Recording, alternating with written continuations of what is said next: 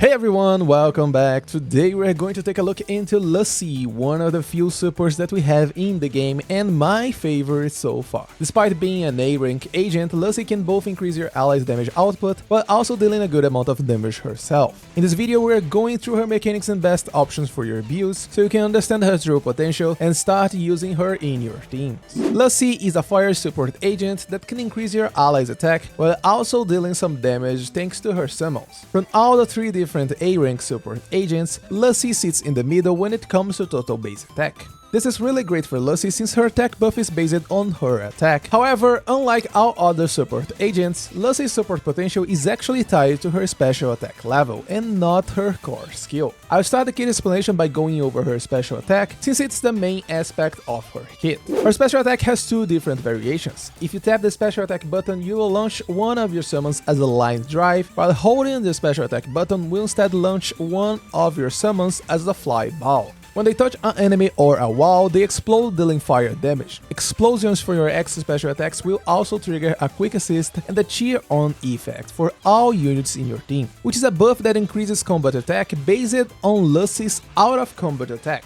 The duration changes based on your X special attack cast. Line drives explosions makes the buff last for 10 seconds and fly ball makes it last for 15 seconds. Just as usual, you should aim to cast her X special attacks and avoid casting your default special attack. When I say out of combat attack, what I want to say is that you can scale your buff based on Lussie's current attack, meaning that casting your special attack with the cheer on buff won't increase the amount of attack shared with your allies. Depending on your special attack skill level, you need to get some high attack numbers in order to hit the cap and get the maximum 600 attack for all your allies. Here's a table with how much attack you will need in order to hit that cap based on your skill level. As you can see, starting from skill level 10, you'll need less attack than a Sokaku at max core level. Casting your special attack for the first time in a battle will also summon your Boars. These Boars get the same attack and impact from Lussie and can deal physical damage to enemies. Their damage output can be a bit unreliable due to the fact that they need to chase the enemy on the field, and they have a total of 4 different attacks. 3 of them are pure RNG. They can get one of 3 weapons at random and use it to attack the enemy. The last one happens whenever you get a cheer on buff effect or you hit an enemy with your 4th basic attack. Speaking of basic attacks, Lussie's basic attack do a mix of physical and fire damage. If you try to match your basic attack after your last hit, you instead loop into an alternative 3rd hit and go straight to the 4th hit. You can trigger your board attack quite easily, but the problem is that the board's DPS, despite being a great addition, won't be nowhere close to the damage from a proper DPS. We're going into some other problems later in the video, so for now let's focus on finishing explaining the relevant points of Lussie's kit. Board's multiplier values comes from your basic attack skill level, so if you want to get some extra damage from your Boars, you need to level up your basic attack and your core skill level. Lussie's core skill is only meant to increase the damage output from your Boars. It increases the total attack bonus the cheer on effect provides for them. Lussie and other allies are unaffected, meaning that leveling up her core skill is not the highest priority when it comes to increasing her cheer on buff effect. Her ability also only complements the Boar's damage potential, providing Lussie's crit rate and crit damage to them. Finally, for the chain attack and ultimate, both are super interesting to have and level up. Her chain attack is really fast and only lose to Nicole when it comes to speed. The ultimate has a good damage potential, but the animation can be a bit long due to the fact that Lussie launches 3 fly balls on the enemy.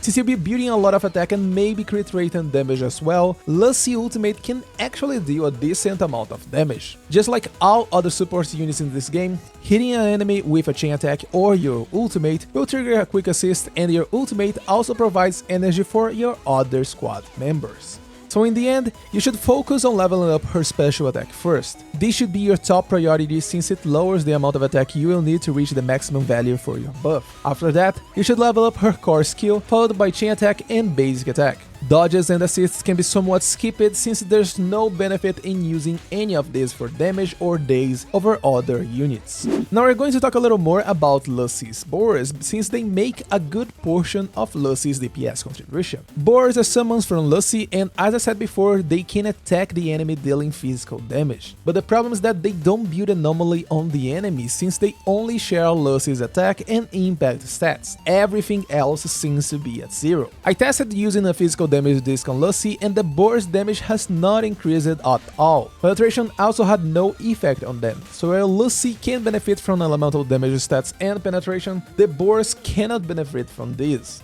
Effects that target your squad members also won't affect your Boars since they are not squad members. The only thing that seems to affect Boars damage are effects that are aimed at your whole squad or all allies. Lucy's gameplay is really straightforward. You just need to cast your X special attack and either swap cancel the animation or wait for a quick assist. For swap cancels, if you're going for a line drive, then you can just tap and swap to the next agent. Flyball gives a 5-second extra window for your buff, meaning that your other units and bang boosts can benefit it from a longer time. But there's a long animation which makes it less interesting when compared to a line drive. If losing the quick assist is not a problem for you, then you can swap cancel the flyball as soon as you see her bat shining. Line drives don't have this extra shine, so hold the special attack button up to the moment you see it and you can swap to the next character of your choice. The buff is triggered by the explosion, so even if Lucy is not on the field, every single unit will get the extra attack.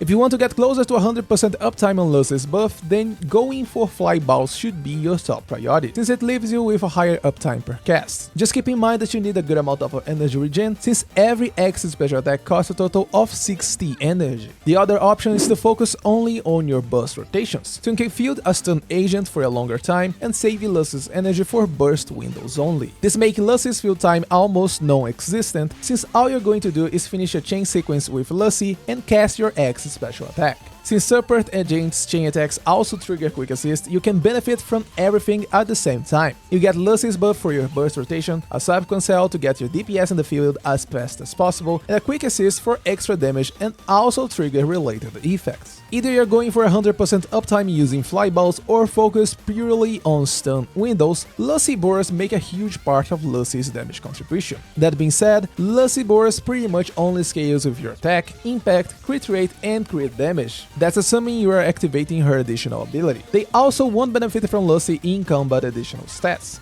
It just takes your out of combat stats. So for disc options, 4-piece Swing Jazz is still the best option, since it provides energy regen at the 2-piece effect and 15% damage boost for all your squad members. While Boars and Bang Boost won't benefit from it, 50% damage for your DPS for free is a great addition. The last 2-piece slot goes for Hormone Punk or Woodpecker Electro. Hormone Punk can increase your attack, making it even easier to reach the necessary amount of attack in order to cap your attack buff. Woodpecker Electro can be used if your attack is already enough and you're activating Lucy's ability. Otherwise, Hormone Punk will still be the best choice. There's another option, but honestly I wouldn't recommend it. You can go for Shockstar Disco for some extra impact, but the Boars Days multiplier is quite low, so only go for this if you're not running stunners in your team, and losing some of Lucy's DPS is not going to be an issue. For Disc 4, as long as you're playing with Lucy's ability active, you should go for crit rate. Lucy can get attack rolls and disc in other slots, so going for crit rate here is the best option. If you're not activating her ability, then attack is going to be a better option. For Disc 5, fire damage can be used since Lucy has no damage increase on her kit, but the damage is close to an attack disc, so going for either one is fine. Boars won't benefit from damage discs, but Lucy damage multipliers are quite high, and adding a damage increase on it can make it hit a bit harder.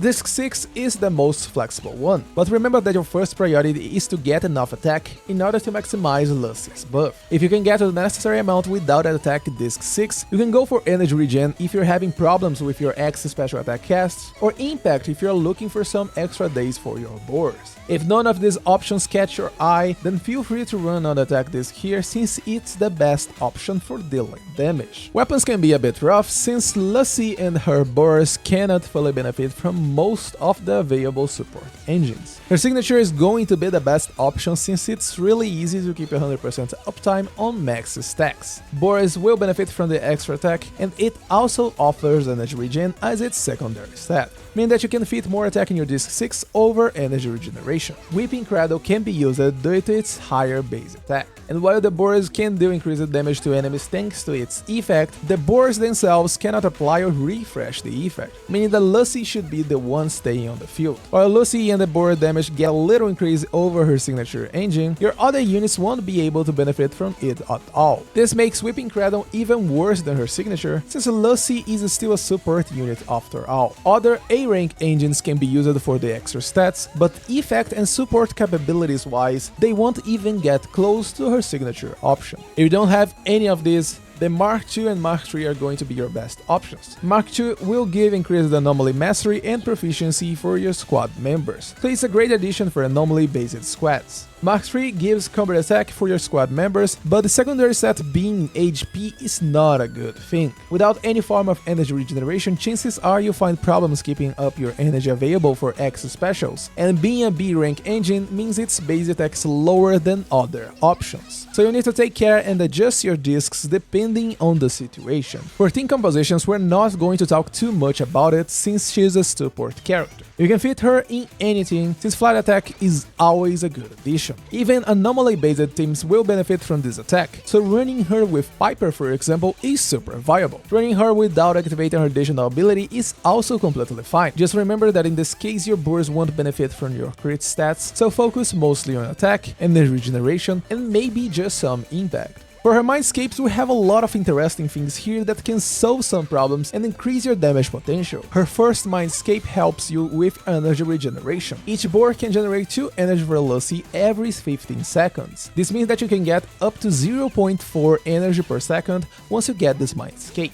Her second Mindscape will help you even further with your energy economy and also makes it even easier to get 100% uptime on her buff. Since now your ultimate and chain attack will also provide the cheer on effect for all your units. You will still need to swap to Lucy in order to use her X special attack, but for stun windows you can save your energy since you don't need to cast your X special attack here anymore. Mindscape 4 enhances your cheer on effect by adding 10% crit damage to it. Since this affects all allies, it also means that even your Boars will get this extra crit damage, increasing both Lucy's and your allies' damage potential. For a final Mindscape, we have the best of both worlds. We get a huge damage increase and also increase the duration for Lucy's buff. To make it even more interesting, the damage is based on the Boar's attack, and they can get up to double the amount of attack your cheer on effect provides. I can't say for sure since I don't own her Mindscape 6, but this will probably increase Lucy's anomaly build-up on enemies and make it even more interesting for anomaly teams to run Lucy. If the fire damage also scales with Lucy's stats, then running a fire damage disc 5 is going to be a better option from this point onward. Once I get the information about her Mindscape 6, I'll leave a pinned comment down below. And that should be everything to talk about Lucy. If there's any other information you're looking about and I didn't cover here, feel free to ask in the comments down below. It took me some time to make another video because I was completely rewriting my calculator, since the last one was made only for G1.